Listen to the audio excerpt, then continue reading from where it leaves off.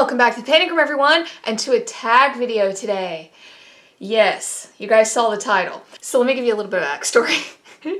So the very first Canterbury Tales tag that I watched was Michael K. Vaughan's.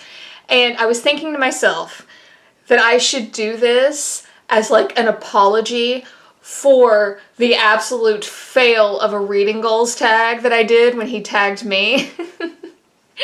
Just kind of like as an apology tag, if you will.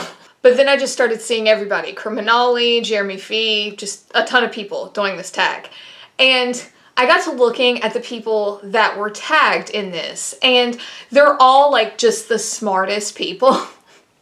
Like David Wiley I saw was tagged. Let's see who else. Revenant Reeds was tagged. A number of others. But it's a very like, I don't know, I feel kind of out of my league. Like, I feel like I'm the kid in the back of the class and I'm trying to get in on a conversation that all the smart kids up front are having. Yeah, kind of got that feeling. But the tag was originally made by AJ Dunn Reads and Writes. And boy, is it a mammoth of a tag. 26 prompts. Settle in. No, I am going to try to keep this brief. But I did want to do this because, like I said, I kind of felt like it was a little bit out of my league, but, you know, I did go through all the prompts, and I do have answers for most of them, and most of them don't repeat, not all of them. You guys know, I only have read like 2 series in my whole life that I love dearly, so yes, those feature in here, but my answers might be a little bit different than some of the other ones. If you want to see this tag done well, I'll link a few of them down below. You should go check them out too. And side note, I just kept thinking how funny it would be, like if you pulled this tag up on your phone and you were scrolling through all of these super smart people, like Jeremy Fee and Michael, and then all of a sudden this pops up in your feed. Anyway, I thought that was funny, but hey, let's get started. Okay, so for prompt number 1, I saw there was a little bit of a difference in the prompts from like video to video. So I have Jeremy Fee's video pulled up, and he was just the last person I saw do it. So we're just gonna go with those. So prompt number 1. The host is the character who relates the tales to the reader. He is large, loud, and merry. Recommend a mammoth book over 800 pages for the March of the Mammoths. Okay, it has been a real long time since I've read a book that long, and because the last few books I read that were that long actually feature in some of these other questions, I am just going to go with it. It is one of the longest books I've ever read, so that's my answer for prompt 1. It by Stephen King. Prompt number 2. The Knight stands for fighting, war, and bravery. Recommend a book with a courageous main character. The Sword of Truth series. Richard. Richard is one of the most courageous characters I've ever read. He is, to me, the definition of a hero. And as that story plays out, the Sword of Truth series, you see all of these developments in him as a person. He's not perfect, but you see how he really steps into this role of being a leader and being a hero. So, Richard, the Sword of Truth series. Prompt number 3, The Wife of Bath stands for marriage, sex, and arguing. Tell us about a book with a strong female character. I gotta go back to the Sword of Truth series because you got Kaylin M now. Kaylin is Richard's other half, I guess you could say. And again, one of the strongest female characters I've ever read about. She embodies everything that you want in like a woman leader to me. You know, she has her soft side, she has a caring side, but she is no one to screw with. Like, she will flatten your ass, and I love it. So Kaylin, Sword of Truth series. Prompt number 4, The Partner is all about ambiguity. Tell us about your favorite queer characters. So I really had to go back and think about this one, because I've read a few books that have some amazing queer characters, but I'm going to go with one of the most recent, and that's in Flesh Rehearsal, Raven. I don't think I talked a whole lot about her and Gretchen, but they had just the sweetest little relationship in that book. And Raven is kind of like, and if you'll forgive me, I really don't know a whole lot of these terminologies, but she comes off to me kind of like, I guess her fighting style is very like MMA, but like to the nth degree. And some of her scenes are just amazing. She's a badass. I loved her. I loved their relationship overall. And you guys know that's something coming from me. I don't really do romance, but I really enjoyed them. So, Flesh Rehearsal, Raven and Gretchen. Prompt number 5, The Miller is bold, blasphemous, and overturns conventions. Who is your favorite naughty character? You guys know I've mentioned in the past that I like Lucifer as a protagonist in some of my books, but I actually went with Moundshroud from the Halloween Tree.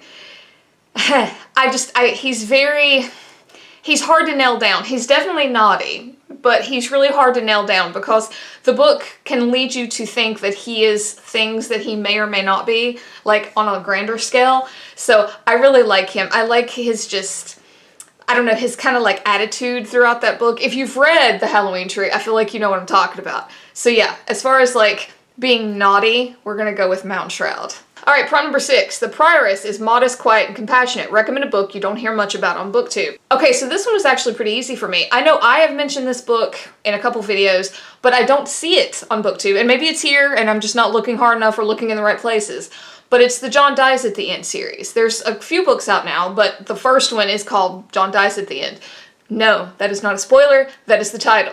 But for my people who like sci-fi or hell, even horror, because there's some amazing body horror in those books, you really should read it. Like, my boyfriend recommended it to me years ago, like way back when we first started dating, and it's a really good book series. It really is. It's got like some dark humor in it. It's got, like I said, some body horror and shit in it. And yeah, it's just, and it's out there. It's so, I could probably never review it. It's so just all over the board, crazy, wacky. You just gotta read it. Like, it's awesome. I really enjoy it. So yeah, John Dies at the End. Prompt number 7. The monk cares little for the rule of work and prayer. Tell us about an unconventional character. Okay, so I went with Sarah. And I have to say, this book, she is definitely unconventional. You know, they are essentially like lot lizards in that book. But you dive into just this entire life of this character, of Sarah, and it's just out there and wacky, and if you're not living that lifestyle, it's really, I feel like, going to come off to you as just really, really different than anything that you know. And because of her situation and because of how she chooses to live her life, you know, she is a very different character than a lot that you find in other books. So yeah, and I know that doesn't really give you a whole lot, but she's a very hard character to nail down, and her story is very, very sad. Oh my lord, is it sad.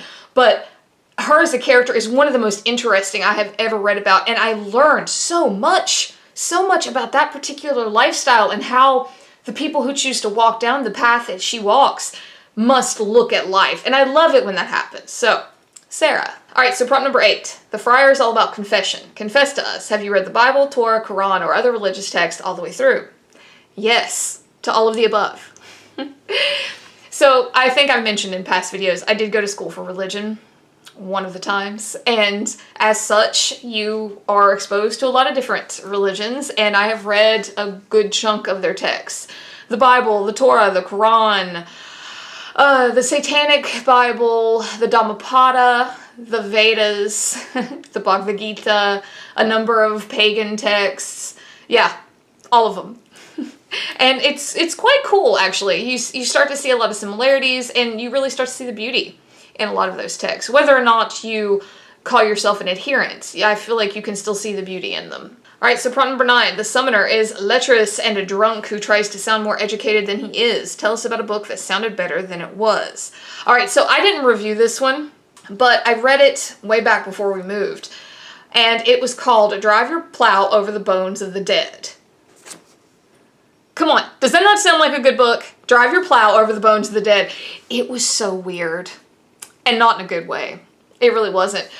It had like this weird ending that kind of made sense, but kind of didn't. And yeah, it just, when I saw it, I was like, wow, even the little blurb and stuff, I was like, oh, this could be good. And it wasn't. It just wasn't. The style of it was kind of out there. It was not one that I've came across before. And even though I'm fine with that, I'm fine with, you know, stylistic differences, it just didn't work for me. It just didn't. It was just something about it. It was kind of a lag to get through. I mean, I did it, but yeah, I have to say, the title, awesome. The title was definitely a 10, but the story itself, probably a 2. Alright, prompt number 11. The Squire stands for youth, beauty, and courting. What book did you fall in love with when you were a youth? Alright, so I actually am going to give you a series here. You guys know that when I was a child, Animorphs was a phenomenon. I still have my entire series. I have all the special books, all the collectors, everything. I have them all. Like I said, they were a phenomenon for me. Like, you didn't get better than that as far as books went when I was like 10. So yeah, I fell head over heels for that book series. Animorphs. Prompt number 12. The clerk says little, but his words are wise and morally virtuous. Tell us about a short book that made you a better person. Okay, so when I was in undergrad, I had to take a religions course, and there was a book called The Intro to Zen Buddhism, and it was by Suzuki, I believe. And that was really my first taste of Zen Buddhism, or really Buddhism in general at the time. And I remember just really being blown away by just the whole outlook on life and how really down to earth it was, because, you know, up until that point I kept thinking that Buddhism was this thing that like super intelligent people did over in India, you know, and, you know, got like this magical ability to never get mad. And I know, but you have to remember I was like 19. But when I read it, it was like, wow, this is so attainable. And I was going to school for psychology at the time, and I was thinking like, you know, this really, to me, played into the human animal, like how our brain worked. So it made sense to me on a lot of levels. So, Intro to Zen Buddhism. Prompt number 13. The man of law upholds justice and knows the laws by heart. What is a book you cannot imagine rereading? The Ruins. Okay, so hear me out. I enjoyed The Ruins. I did. But I am not usually one to gravitate towards, like, I don't know, jungle horror. Like, you know, flowers taking over the world or something like that. You know, like, feed me, Seymour. Like, I don't have anything against it. It's just not something I usually gravitate to first. But the reason I couldn't reread that book is because I absolutely hated those kids. Like, every page I was like, you're an idiot, you're an idiot, you're an idiot, you're an idiot. Like, that's all it was. The story's great. It had some wonderful horror scenes, but good lord were those kids morons. So yeah, The Ruins. Alright, so prompt number 14. The Manciple provides food. I think I'm saying that right. Is it Manciple? We're gonna go with it. The Manciple provides food. Recommend a series you think is good from the first book to the last. Okay, again, I don't read a whole lot of series, guys, so I'm gonna have to go with the Sword of Truth series again. I loved that book series. There were highs and lows in their books, of course. That is to be expected with series, but because I don't read a ton of series and that one had such an effect on me, we're gonna go with that one. Sword of Truth series by Terry Goodkind. Prompt number 15. The merchant deals in furs and cloth and is powerful and wealthy. Recommend a book with a powerful message or theme. Alright, so in the spirit of, I don't know, today's climate, I'm gonna go with the very first book I ever reviewed on my channel, and that is The Nirvana Effect. It is a mind trip. And for all of you who are, I don't know, scared of technology taking over, you know, that whole, I guess you'd call like the matrix phobia or whatever, I really think you would really like this book. But it definitely plays on some things that, you know, you hear people talk about now about, you know, government overreach or technology overreach or, you know, all those things play into that book. So yeah, I'm gonna go with The Nirvana Effect. Alright, prompt number 16. The shipment is a wine-stealing rascal. Tell us about a side character who steals the spotlight. Okay, so I had to really think about this one here. And I feel like those of you who are fans of Avatar: The Last Airbender might want to fight me on this. And that's okay, because I'll totally see where you're coming from. I went with Toph from Avatar: The Last Airbender. Now, I know you're probably going to be like, oh, but she was part of the team, you know, from the time she entered until the end. Yes, but I was thinking along the lines of like Aang, our airbender, being the main character and the other ones being side characters. And in that regard, I feel like she steals the show, because if you don't know, Toph is an earthbender and she is just such a badass. Oh my gosh. No joke, guys. Let me show you how much I like Toph. You see this ring right here? That, you probably can't see it. There's probably too much of a glare. That is the earthbender symbol. That's how much I like Toph. All right? Moving on. Prompt number 17. The physician knows what ails you and can cure it. Tell us about a book you consider a comfort read. Okay, so I went with The Southern Book Club's Guide to Slaying Vampires, because that book just had it all for me. I mean, you got a vampire, you have it going on in the South, so there was like some nostalgia happening there. You know, it just had all the fun feels. It had some wonderful horror scenes. The rat scene, come on now. If you've read the book, you know what I'm talking about. That rat scene, holy God. But it had it all for me. Like, that is a book that I can totally see going back to in a number of years. Like, I can see myself reading that in the nursing home and like telling the nurses about it. Does that make sense? I hope that makes sense. All right, prompt number 18. The Franklin is not a vassal nor a noble, but a free man. Recommend a book about freedom in any form. Okay, so I've loved hearing all these recommendations from all these super smart people who've done this tag. So I'm gonna do one that's just absolutely asinine, but to me fits, and it's James and the Giant Peach. Sailing across the world in this magical land on a giant piece of fruit, and just James's whole backstory as a character anyway. But yeah, to me, that book just like embodies freedom. I loved it. I still love it. I think it's magical. So yeah, James and the Giant Peach. All right, so prompt number 19. The Reeve is believable on the outside, but lies on the inside. What book was different than what the blurb led you to believe? All right, so this one isn't necessarily different per se. It's a book that the blurb just didn't really give a whole lot away about the book, and it was a very recent read of mine, Cackle. Was it a bad book? No. It was a very easy book to get through. It was a cute story, but the blurb just didn't really give you a whole lot. All right, prompt number 20. The Plowman is good-hearted and faithful. What book could you read over and over again? There are too many new books out there that I want to read. I'm not one to reread books. And I'm pretty sure, I think it was Criminale said that. So yeah, I really have to go with that. There's a ton of books that I love that I could easily reread. But that whole urge usually gets superseded by wanting to read something new. Alright, so prompt number 21. The Guildsmen are 5 men who act as a unit and stand for brotherhood or sisterhood. Recommend a book with a strong ensemble cast of characters. Okay, so first, special mention to the Avatar gang, the Aang gang, as they're called. I love that whole cast of characters. I think they play beautifully together. But I'm gonna go with the Graveyard book, because there's a ton of people in that book, and I love how they all come together. The whole, like, education of our main character, I like it. I like how they play together, and you know, they're all together in this one place for a reason, which I'm not going to go into. I don't want to spoil it for you, but it's the way they all play together, the way they all have this like kind of common goal or this common cause. It's just great. So, Neil Gaiman, The Graveyard Book. Prompt number 22. The cook makes the food that feeds you. Tell us about a book that feeds your soul. This one was tough. This one was tough because I have a lot of books that I really, really enjoy, but I'm going to go with The Devil All the Time. Now, I know, all of you who've read Pollock, you're like, what in the shit, Pax? But The Devil All the Time, it took me home. You know, it was set very close to where I spent most of my life. It had horror elements, which I love. It was just, I don't know, it was something about it. I absolutely loved it. So I think that was good for my soul. So yeah, The Devil All the Time. All right, prompt 23. The human? Yeah, I think so. Serves you. Tell us about a book that served its purpose, that did what it wanted to do. It wasn't great, but it wasn't bad. Okay, now let me preface this by saying that I really enjoyed this book. I did. Is it a book that I'm going to like run out and push in your face if you was to ask me? No. And that's The Burning Girls. I really enjoyed it. I did. I thought it was a great book. Is it one that I would say, top 3, you gotta read it before you die? No. Again, though, I want to stress the fact that it was a great book. It just wasn't, like, life-changing for me, you know? Like, it was good, it just wasn't life-changing. So, to harken back to the prompt, it wasn't great, but it wasn't bad. It leans more towards great, obviously. But is it, like, the best thing in the whole world? No. So, The Burning Girls.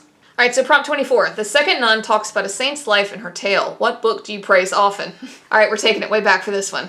The Push. I loved The Push. Loved it. I mean, again, maybe it was just me. Maybe I just didn't see it coming. But talk about that ending. Whew. Yeah, I know I praise it all the time, but to me it's worth it. The Push. Loved it. Prompt 25. The nun's priest is witty and doesn't take himself too seriously. Recommend a book that has a funny or witty main character. Okay, my first thought for this prompt was actually Dave from the John Dies at the End, but since I've already mentioned that book, we're gonna go with Stella from The Revelator. I loved her attitude. Talk about spunky. I loved it. She was awesome. If you've read it, you know what I mean. She just had that smart little tongue. I loved her. I loved her character. So, Stella from The Revelator. And of course, 26 is Tags and BookTube Pilgrims. you know, I wasn't tagged to do this. I did this for the reasons I stated in the intro. And I thought this was fun. So if you want to do it, and you don't feel like you're smart like the other people, because all the other people that I've seen do this tag, at least so far, I know I'm going to be putting my video up later than a lot of them. They're super smart individuals, incredibly smart individuals, and I really don't feel like I'm at the front of the class with them. So if you feel that way too, do it. You can sit in the back of the class. We can all join in. Anyway, guys, that being said, honestly, if you want to do it. I would love, you know, I feel like that is the coolest thing about tags, is that you can just take them every which way. And like I said, if you want to see this tag done properly with, you know, lots of thought put into it, I will put some really great videos down below. But thanks for hanging out for mine here in the back of the class. But guys, again, thanks so much for hanging around for another tag video. Please, if you like this, hit like, hit subscribe. It would really help me out. And until next time, bye for now.